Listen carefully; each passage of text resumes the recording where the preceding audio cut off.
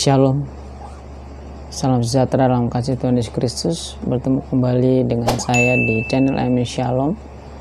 Terima kasih buat kesetiaan yang selalu menonton dan mengikuti channel ini. Biarlah setiap renungan dan pujian bisa memberkati dan membuat kita bertumbuh dalam kerohanian kita dan nama Tuhan dipermuliakan. Saya akan membawakan satu pujian untuk kemuliaan Tuhan dengan satu pujian kasih-Mu tiada duanya.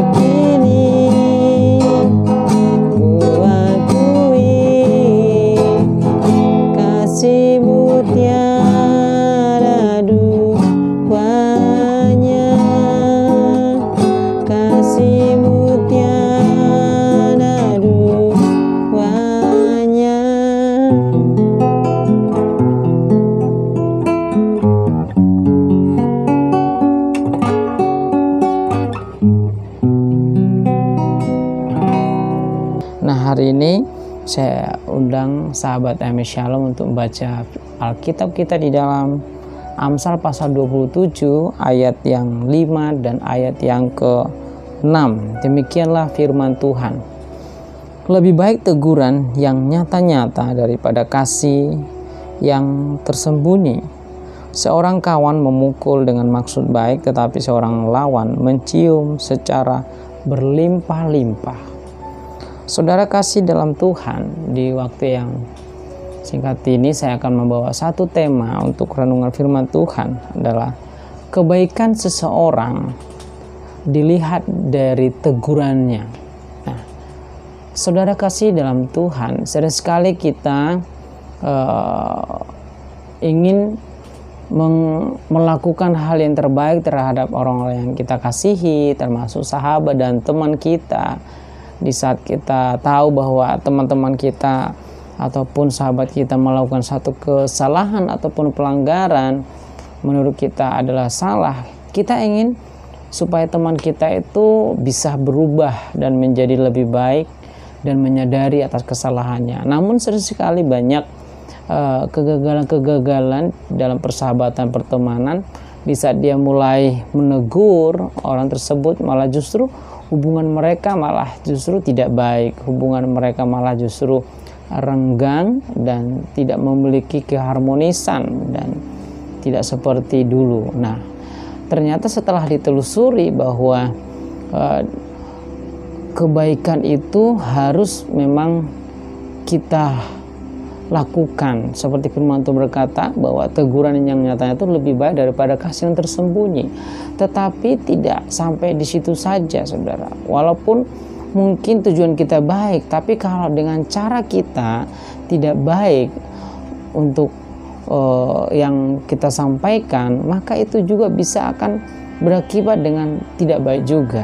Nah, oleh karena itu kita belajar dari firman Tuhan bahwa sebenarnya menegur itu adalah cara yang baik untuk membawa sahabat dan teman kita bisa menyadari setiap kesalahannya dan mereka bisa lebih baik. Karena di saat kita mungkin mendiamkan, berarti kita justru menjadi teman yang jahat, teman yang sahabat yang jahat. Kenapa? Karena kita sudah tahu bahwa sahabat kita melakukan pelanggaran, tetapi kita malah membiarkan dia terjerumus, malah membiarkan dia terjun ke dalam jurang kesalahan itu. Nah, itu justru malah satu kesalahan. Nah, tetapi bagaimana caranya supaya sahabat yang kita inginkan itu kembali ke jalan yang baik, tetapi dengan cara yang baik juga. Nah, oleh karena itu saya akan membawa satu tantangan adalah kita harus menegur dengan kasih. Nah, bagaimana cara menegur dengan kasih? Kita akan belajar dalam firman Tuhan. Yang pertama adalah menegur dengan sikap bijak dan peka, tepat pada waktunya. Nah, kita baca di dalam Amsal pasal 25 ayat 11, firman Tuhan berkata demikian. Perkataan yang diucapkan tepat pada waktunya adalah seperti buah apel emas di pinggan perak. Nah, sering sekali kita waktu kita menginginkan melihat sahabat kita, teman kita melakukan satu kesalahan, tapi keinginan kita supaya dia berubah, tetapi karena tidak tepat waktunya, sehingga malah justru waktu kita tegur, malah dia tersinggung, malah dia sakit hati kepada kita. Nah, ternyata firman Tuhan juga sudah mengajarkan dalam kitab Amsal ini tadi, bahwa di saat kita mau memberikan perkataan yang diucapkan yang tepat pada waktunya, maka itu seperti buah apel emas. Artinya itu adalah sesuatu yang sangat bernilai, sesuatu yang sangat berharga.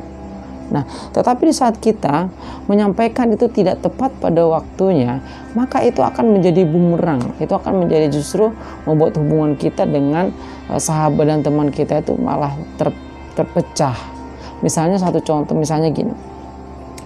Kita tahu bahwa seseorang sahabat kita itu melakukan satu kesalahan. Nah, lalu pada satu tergesa-gesa, tanpa kita belum mengetahui bagaimana ceritanya, kriteria bagaimana latar belakang peristiwanya, bagaimana alasan masalah-masalah tersebut, lalu kita langsung menegur dia, langsung kita menyimpulkan, dan langsung kita memberikan bahwa dia harus bertobat dan berubah bla bla bla. Nah, itu akan membuat dia merasa tersinggung, dia akan merasa dia bahwa dia merasa tertuduh. Nah, ada baiknya kita harus cari waktu yang tepat. Nah, mungkin sebaiknya cari memang pada saat dimana kita lihat memang suasana hatinya lagi baik, lagi enak, baru diajak ngobrol, ya, baru ditanya bagaimana peristiwa terjadinya, lalu kita bisa baru menanggapi. Nah, itu membuat hubungan itu akan enak.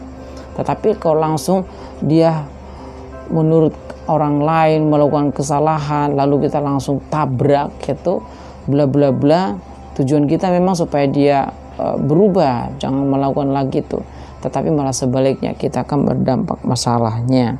Itu akan membuat hubungan kita malah tidak baik. Yang kedua adalah kita harus menegur dengan kasih. Yang kedua adalah kita harus menegur dengan empat mata, supaya kita menjaga perasaan dia jangan dipermalukan di tempat umum. Kita lihat di dalam Matius pasal 18 ayat 15, firman Tuhan berkata demikian. Apabila saudaramu berbuat dosa, tegurlah dia di bawah empat mata. Jika ia mendengarkan nasihatmu, engkau telah mendapatnya kembali. Nah, kalau kita menegur dengan kasih, yang kedua yang harus kita lakukan adalah kita harus menegur dia secara empat mata. Jangan menegur dia di tempat umum.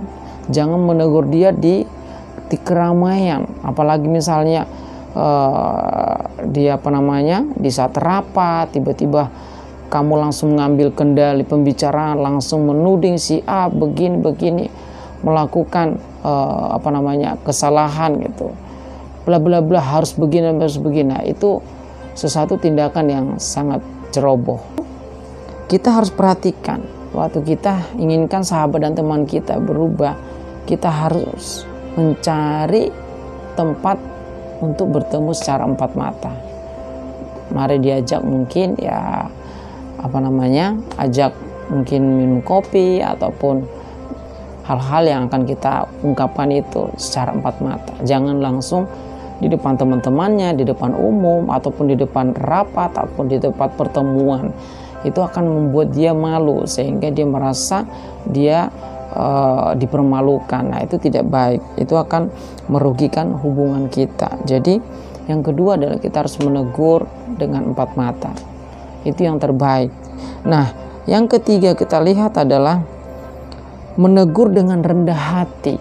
Merenung dengan rendah hati dengan tujuan kita menegur dia bukan untuk menuduh dia, tetapi kita menegur dia untuk menolong dia. Nah, dengan catatan harus secara rendah hati. Kita lihat di dalam Galatia pasal 6 ayat 2 dikatakan demikian. Bertolong-tolonglah menanggung bebannya, demikianlah kamu memenuhi hukum Kristus. Nah, di saat kita menginginkan sahabat atau teman kita berubah dari caranya yang sudah dilakukan dengan kesalahan, maka kita harus punya kerendahan hati supaya tujuan kita menolong dia itu tercapai.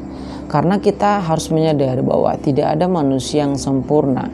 Setiap manusia pasti bisa saja melakukan kesalahan, bahkan mungkin diri kita suatu kelak akan bisa melakukan kesalahan. Jadi kita juga harus mengambil satu sikap rendah hati untuk menolong. Jadi jangan menunjukkan bahwa kita lebih baik dari dia ataupun lebih rohani dari dia. Nah, oleh karena itu di saat kita mau menegur sahabat dan teman kita dengan cara yang rendah hati, karena tujuan kita menolong, bukan untuk menghakimi, bukan untuk menuduh dia. Nah, yang keempat, yang terakhir adalah kita harus menegur yang dengan kasih. Itu adalah menegur dengan motivasi yang tulus. Kita lihat di Efesus pasal 4 ayat 15, demikian firman Tuhan. Tetapi dengan teguh berpegang kepada kebenaran di dalam kasih, kita bertumbuh dalam segala hal ke arah Dia, Kristus yang adalah kepala. Jadi kita kalau mau menegur itu harus mengarah kepada Kristus. Kristus itu adalah kasih. Berarti kalau kita mau menegur seseorang, harus motivasinya itu benar-benar tulus. Tujuannya adalah supaya sahabat teman kita ini yang melakukan kesalahan ini, supaya dia bisa berubah dan mengenal Kristus itu menjadi kepala gereja, menjadi orang yang diteladani, sehingga dia bisa berubah melakukan hal yang baik. Jangan justru kita malah terkesan kita memojokkan ataupun menghakimi, tapi kita harus dengan tulus. Nah, biasanya ketulusan yang kita lakukan kepada orang lain itu bisa dirasakan orang yang kita tegur itu, karena dia akan lihat cara kita dengan penuh kasih, dengan sopan, dengan ramah, itu adalah satu petunjuk bahwa kita dengan tulus kita anggap dia sebagai saudara kita, supaya dia menyadari jadi kita itu bukan sebagai hakim atas dia, tapi justru seorang sahabat yang ingin membangkitkan semangat dia untuk menjadi lebih baik lagi. Nah, oleh karena itu saudara kekasih sahabat MS Shalom, jikalau kita punya keinginan untuk mengubah teman-teman dan sahabat kita karena dia melakukan satu kesalahan, lihat materi ini, firman Tuhan ini, kita harus menegur benar, karena teguran yang nyata lebih baik daripada kasih yang tersembunyi. Kita tidak akan tahu orang mengasihi kita kalau dia mendiamkan kita melakukan kesalahan, tetapi kalau justru dia menegur, berarti dia benar-benar memperhatikan kita. Tetapi tidak cukup sampai di situ, harus menegur dengan kasih, supaya teguran kita itu membuat dia mengalami kasih Kristus. Jangan justru membuat dia malah patah semangat, putus asa, malah mengalami stres, depresi. Oleh karena itu dipeganglah poin-poin yang kita sudah pelajari tadi itu, bahwa kita harus menegur dengan kasih. Yang pertama, harus tepat pada waktunya. Yang kedua adalah kita harus menegur dengan empat mata, jangan di depan umum. Yang ketiga, kita harus menegur dengan rendah hati, karena tujuan kita menolong dia, bukan mau memojokkan dia, bukan mau mempermalukan dia. Yang keempat adalah menegur dengan motivasi yang tulus, benar-benar karena kita mengasihi dia dengan kasih Kristus, supaya dia melihat ada Kristus dalam diri kita dan dia mengalami perubahan dan pertolongan Tuhan. Biarlah renungan singkat ini memberkati sahabat MS Shalom. Tuhan Yesus memberkati. Jadilah sahabat yang penuh kasih dan jadi kawan dan teman yang penuh kasih sayang dari Kristus. Tuhan Yesus memberkati. Haleluya.